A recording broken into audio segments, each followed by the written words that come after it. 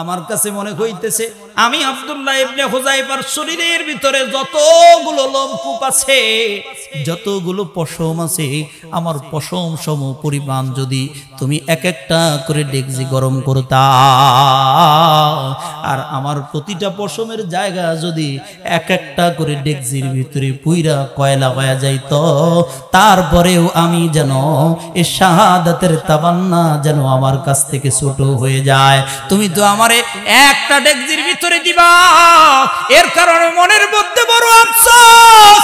বারবার যদি তুমি আমারে, আমার এই জীবনটা শতবার যদি আসতো, আমার এই জীবনটা 1000 বার যদি আসতো, আমি আমার এই জীবন 1000 বার তোমার এই তেলের ডেকজির ভিতরে দিয়া শাহাদাতের মর্যাদা লাভ করতাম। জীবনটা নিয়ে নিছে, জীবনটা চলে গেছে, তারপরে ওরা করে নাই। জীবন দিয়া দিছে, তারপরেও আল্লাহরে দেয় নাই। জীবন দিয়া দিছে, ঈমান দেয় নাই। জীবন দিয়া দিছে, নবী দেয় নাই। জীবন দিয়া দিছে, কোরআন দেয় নাই। জীবন দিয়া দিছে, তারপরেও আল্লাহরে ছাড়ে নাই, ঈমান ছাড়ে নাই। এমন বহু নজির পৃথিবীর জমিনে আছে। আব্দুল্লাহ ইবনে হুযাইফা রাদিয়াল্লাহু তাআলা আনহু এমন একজন সৌভাগ্যবান সাহাবী, যারে বারবার রাষ্ট্রীয়ভাবে রোম পারস্যের কিসরা কায়সারের কাছে বারবার যাকে পাঠানো হইতো, বারবার গেছে। ওদেরকে কালিমার দাওয়াত নিয়ে ওদের দরবারে দরবারে যাওয়ার সৌভাগ্য এ আব্দুল্লাহ ইবনে হুযাইফা রাদিয়াল্লাহু তাআলা আনহু হয়েছে। একবার শেষ পর্যন্ত গিয়া ওমর রাদিয়াল্লাহু তাআলা আনহুর জামানায় খলিফাতুল মুসলিমিন হযরত ওমর রাদিয়াল্লাহু তাআলা আনহু, কিসরার বাদশা, পারস্যের বাদশা এই কিসরার কাছে গেছে। পারস্যের এই বাদশার কাছে গেছে কালিমার দাওয়াত নিয়ে গেছে। যেমন যেমনি গেছে ডাক দেখো, এই বেটারে পিঠ মুড়া দিয়ে বান বেঁধে ফেলা, শক্ত করে পিছনের দিকে হাত দিয়ে এটারে বেঁধে ফেলছে। বেঁধে ফেলেন কি কিনলে গেছে, এই যে কালিমার দাওয়াত এটা পড়েন, কাম হইতো না। তুমি তো আমার কালিমার দাওয়াত দিতে আইছো, আয় বেটা আমি তোরে দাওয়াত। কিসের দাওয়াত? তুই খ্রিস্টান হয়ে যা। যদি খ্রিস্টান না হস তাহলে তোর এই জীবন এখান থেকেই শেষ। খ্রিস্টান হয়ে যা, খ্রিস্টান হও, খ্রিস্টান হও। আব্দুল্লাহ ইবনে হুযাইফা রাদিয়াল্লাহু তাআলা আনহু ডেকে ডেকে বলতেছে, ওরে বাদশা, না না না, খবরদার, আমি আমার জীবনটা পর্যন্ত দিয়ে দিতে পারবো, কিন্তু আমি হুযাইফা, আমি আব্দুল্লাহ, আমি আমার ঈমান তোমার কাছে বিক্রি করতে পারবো না। তুমি যদি খ্রিস্টান না হও তাহলে তোমাকে এই মুহূর্তে হত্যা করে ফেলবো। কয় না, আমার জীবন দিয়ে দিব, আমি খ্রিস্টান হব না। বাদশা এবার চিন্তা করতেছে, আর একটু পরীক্ষা করি। নারী লয়েছে, টাকা লয়েছে, টাকা পয়সা যা লয়েছে, কোনো কিছুতে কাজ হয় না। শেষ পর্যন্ত বাদশার পক্ষ থেকে প্রস্তাব, আব্দুল্লাহ ইবনে হুযাইফা রে, শোনো, তুমি যদি খ্রিস্টান হয়ে যাও, আমি আমার রাজত্বের অর্ধেক তোমার নামে লিখা দিব। যদি খ্রিস্টান হও তাহলে আমি আমার রাজত্বের অর্ধেক তোমার নামে লিখে দিব। যদি তুমি তোমার ধর্ম ইসলামটারে ছাইরা দাও আব্দুল্লাহ ইবনে হুযাইফা, আমার রাজ্যের অর্ধেক আমি তোমারে দিয়ে দিব। লাও লাও লাও, ছাইরা দাও। ও ডেকে ডেকে বলতেছে, ঠান্ডা মাথায় ডেকে ডেকে বলতেছে, বাদশা, এবার তাইলে তুমি একটু আমার কথা ঠান্ডা মাথায় শোনো। যখন আমারে অর্থের লোভ দেখাও, যখন আমারে সম্পদের লোভ দেখাও, যখন আমারে নারীর লোভ দেখাও, যখন আমারে টাকা পয়সার লোভ দেখাও, যখন তুমি তোমার রাজ্যের লোভ আমারে দেখাইতেছো, তাহলে আমার জবান থেকে অল্প কিছু কথা তুমি সুন্দর করে ঠান্ডা মাথায় শোনো। বলো বলো, কি তুমি বলতে চাও বলো। ডেকে ডেকে বলতেছে, বাদশা শোনো, মাশরিক থেকে মাগরিব, শিমাল থেকে জুনুব পর্যন্ত সূর্য যেখান থেকে উদিত হয়, যেখানে গিয়ে অস্তমিত হয়, তামাম এই পৃথিবীটাও যদি আমি আব্দুল্লাহ ইবনে হুযাইফার নামে লিখে দাও, তারপরেও আমি আব্দুল্লাহ ইবনে হুযাইফা দিন ছাড়ব না। আমি আমার ঈমান এই পৃথিবীর বিনিময়ে বিক্রি করব না। আর তুই তো বেটা পয়রা বইরে রইছো সামান্য একটু রাজত্ব লয়া, আমার গোটা পৃথিবীও যদি লিখে দাও তারপরেও আমি আমার ইমান বিক্রি করব না। মেজাজটা বাদশার খারাপ হয়ে গেছে। কয় কি বেটা, এটা কয় কি রে, এটা মেজাজ খারাপ হয়ে গেছে।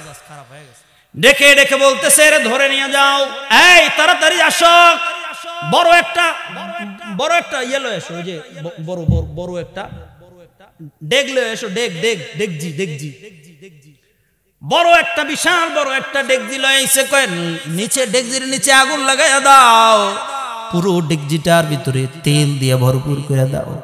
পুরো ডেগজির ভিতরে তেল দিয়েছে, নিচে আগুন লাগাইয়া দিয়েছে।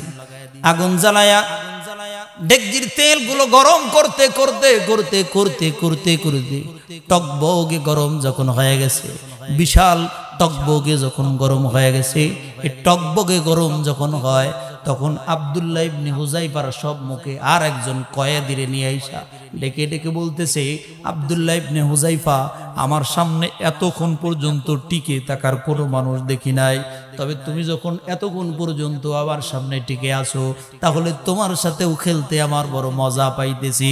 আরে আব্দুল্লাহ ইবনে হুযাইফা, আমিও দেখব তোমার ঈমান কত মজবুত, আমিও দেখতে চাই তোমার ঈমান কত শক্ত।